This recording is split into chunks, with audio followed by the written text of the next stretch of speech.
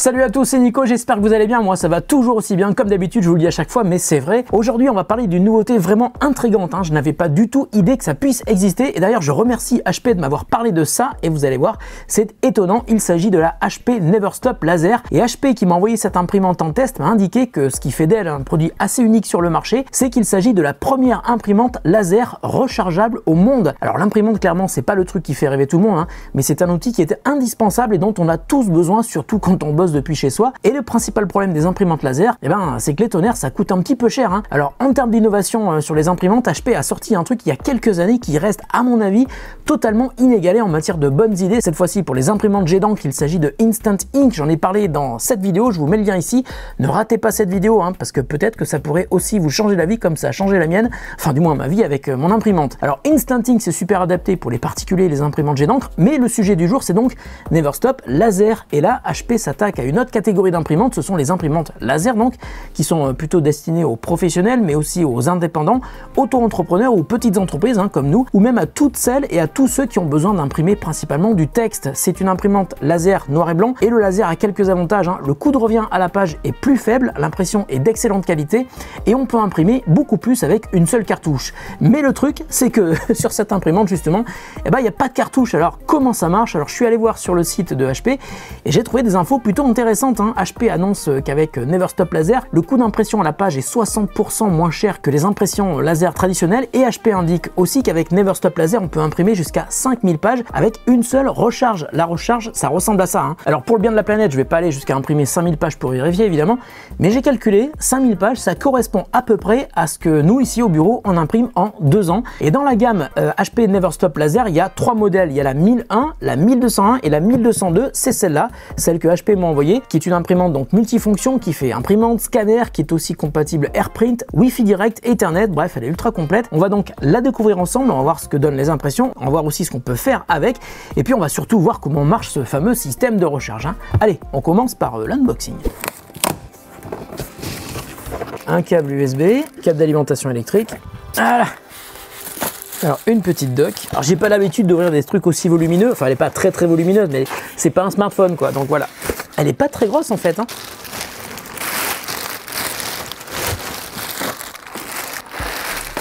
Bon, ben voilà, la petite Neverstop Laser 1202. J'aime bien, il y a des trucs à enlever partout. Plein de possibilités de faire de l'ASMR spécialement pour vous.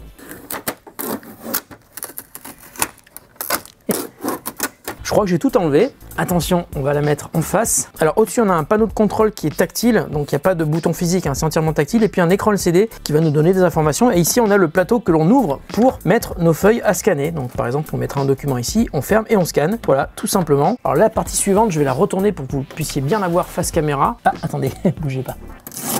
Voilà. Ah, attendez, j'ai trouvé un truc. Regardez. Vous voyez là? C'est ici qu'on doit mettre la recharge. Je suis sûr que c'est ça. Ah tiens, on va la retourner comme ça pour voir ce qu'il y a à l'arrière, parce qu'on y verra beaucoup mieux comme ça. Voilà, ici c'est la prise électrique, ici c'est la prise Ethernet, et ici c'est la prise USB. Tout en sachant évidemment que les deux prises qui sont à l'arrière, elles sont facultatives, parce que cette imprimante étant Wi-Fi, elle peut être connectée sans aucun câble, que ce soit USB à votre ordinateur ou Ethernet à votre réseau local. Ah, et puis je crois que j'ai compris un truc aussi. Ça, ce sont les deux parties que l'on va mettre devant pour cacher les feuilles. Voilà, on a fait à peu près le tour de l'imprimante. Maintenant, ce que je vais faire, c'est que je vais l'installer ici sur le bureau de Fanny et je vais la configurer, je vais la brancher sur notre réseau local et on va faire les premiers tests. C'est parti. Donc, on va la poser ici, mais avant, je crois qu'il me reste encore un truc à enlever. Ça se passe sous le scanner. Voilà, ce truc-là, je pense qu'il faut tirer sur la poignée. Voilà, et ça enlève une feuille de protection et maintenant l'imprimante est prête à fonctionner. On va d'abord la brancher bien sûr. Alors ça c'est l'écartement pour les feuilles, je vais laisser sur A4 et je vais mettre le guide ici. Voilà, comme je vais imprimer principalement du A4, je laisse le marqueur ici, l'arrêtoir. Mais si je veux imprimer des feuilles plus petites, je peux le mettre comme ça. Mais je vais laisser sur A4. Et juste avant de refermer l'imprimante, je vais quand même vous montrer la taille du tonnerre. Vous allez voir, c'est un bloc qui est assez volumineux. Voilà, c'est tout ça. Ça, c'est le tonnerre. Et c'est par ce trou, donc, on va recharger le tonnerre.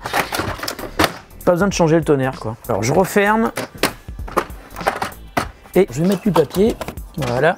Et le dernier truc à faire, c'est de mettre le capot qui va cacher les feuilles. Voilà, comme ça, on voit rien. Quand les feuilles vont sortir, eh bien, elles vont arriver comme ça. Voilà, j'ai branché l'imprimante. Elle est en train de s'allumer. Ah, il se passe des trucs à l'intérieur. Je parce qu'elle est en train de vérifier que le tonnerre est là, qu'il y a des feuilles. Je pense qu'on va me demander de lancer la configuration. On m'indique qu'il faut que je scanne ce flash code pour télécharger l'application. Dispo sur iOS ou sur Google Play Store. J'ouvre l'application HP Smart et pendant ce temps, l'imprimante a terminé le bruit qu'elle faisait tout à l'heure. Je pense qu'elle a peut-être rechargé ou vérifié que tout était bon. Voilà, configurer une nouvelle imprimante. Utiliser le Bluetooth pour rechercher les imprimantes sur le réseau. Donc là, il détecte l'imprimante qui est déjà dans la pièce à côté. Donc c'est pas celle-là.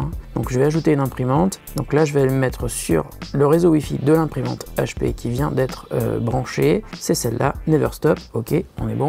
Vous êtes connecté, appuyez pour configurer l'imprimante. Là, je vais mettre le mot de passe de mon Wi-Fi. Voilà, la configuration est terminée. À vous les impressions. Et ben, on va imprimer une page de test pour voir si ça marche bien. Ok, bah c'est allé très très vite, hein. J'ai pas eu le temps de filmer la page qui sortait, c'est pas grave. En revanche, ce que je vais faire, c'est que je vais tout de suite faire un test de photocopie. Je vais prendre la dock de l'imprimante, je vais la mettre comme ça. Alors, ah oulala, il a déjà détecté le truc. Donc là, je vais appuyer sur le bouton pour faire une copie. Il scanne la page.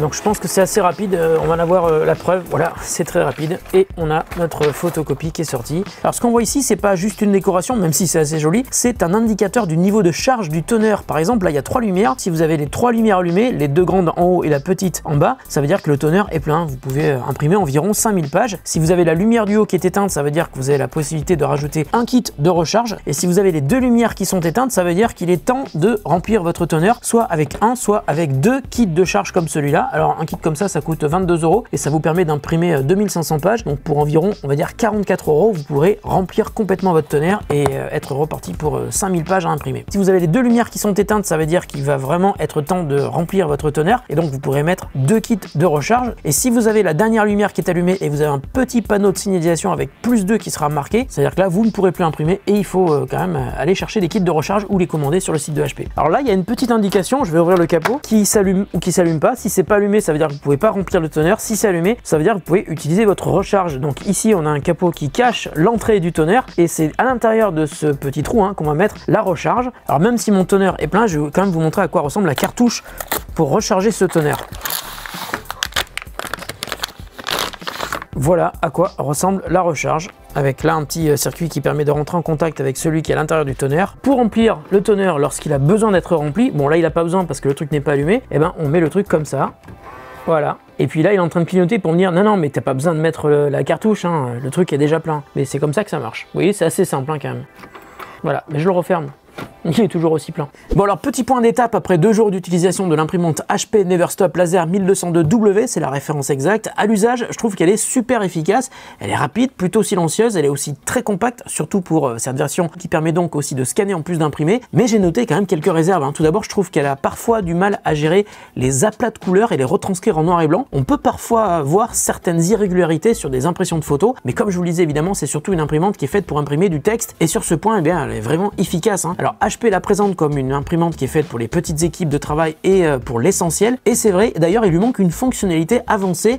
Elle n'imprime pas en recto verso, c'est assez dommage. En revanche, la partie connectée est bien développée. Je vous l'ai dit, elle est Wi-Fi. On peut donc imprimer en Wi-Fi direct depuis n'importe quel appareil compatible. Et l'appli HP Smart, qui permet d'ailleurs de gérer plusieurs imprimantes de la même marque, permet aussi de faire plein de choses pratiques. Par exemple, on peut lancer un scanner depuis son smartphone. Ça permet en une seule manip d'avoir un scan de super bonne qualité sur son appareil mobile, encore plus rapide que de scanner et d'envoyer par email, qui est aussi un truc qu'on peut faire avec l'appli HP Smart. Donc ça, c'était mes premières impressions après 2 jours d'utilisation, mais j'ai quand même encore quelques trucs à vérifier, donc je reviens encore dans quelques jours avec cette fois-ci mon avis définitif. Bon alors me revoilà, ça fait une petite semaine qu'on utilise l'imprimante HP Never Stop Laser 1202 ici au bureau, et la première chose qui me vient à l'esprit et que je voulais partager avec vous, c'est une constatation hyper simple d'un détail que j'avais totalement oublié.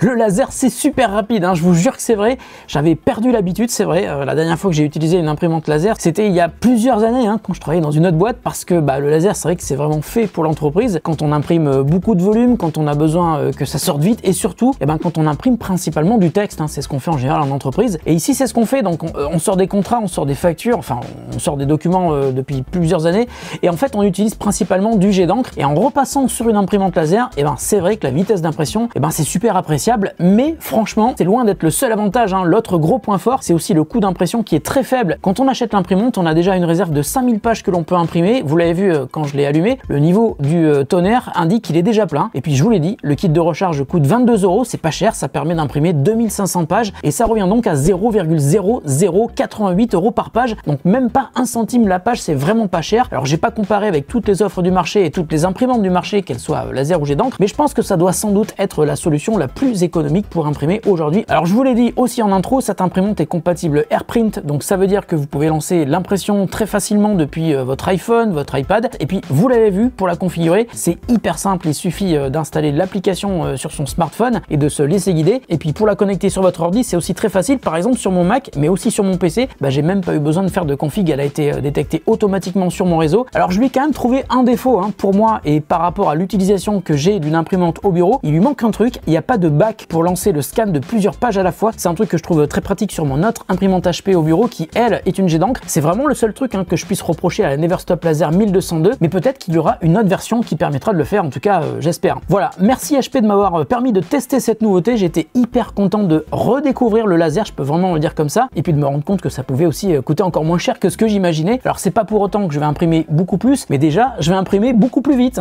tout en sachant que chaque page coûte moins de 1 centime avec une très bonne qualité d'impression, et j'aime bien avoir un produit qui fasse tout ça aussi bien. Voilà, la vidéo est terminée, j'espère qu'elle vous aura intéressé. Si l'imprimante HP Neverstop Laser vous intéresse, je vous mets des liens dans la description de la vidéo vers les 3 modèles dispo. Merci HP pour la découverte, merci aussi à vous pour votre fidélité. Prenez soin de vous et de ceux que vous aimez, c'est important. Salut à tous et à très bientôt sur The Grand Test.